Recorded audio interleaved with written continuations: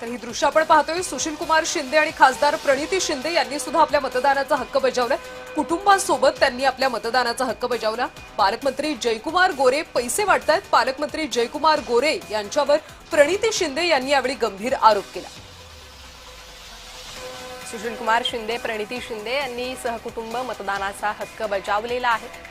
यावेळी प्रणिती शिंदे यांनी पालकमंत्री गोरे यांच्यावर आरोप केलेले आहे. पालकमंत्री जयकुमार गोरे पैसे वाटतायत असा आरोप त्यांनी केलेला आहे.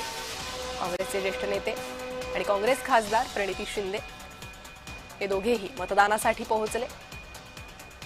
सोलापूरच्या मतदान केंद्रात त्यांनी मतदानाचा हक्क बजावलेला आहे.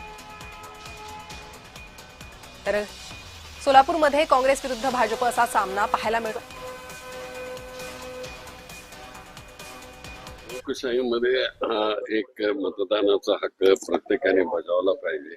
मग ते खासदारकीचा असो, आमदारकीचा असो किंवा जिल्हा परिषद असो किंवा महानगरपालिकेचा असो. त्यापैकी आज इथं महानगरपालिकेच्या उमेदवारांच्या करता म्हणून आम्ही मतदान केलेलं आहे.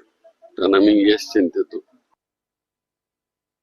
महाराष्ट्रभर इतर महानगरपालिका आहेत, त्यांच्यासाठी आपण मतदान करत आहोत.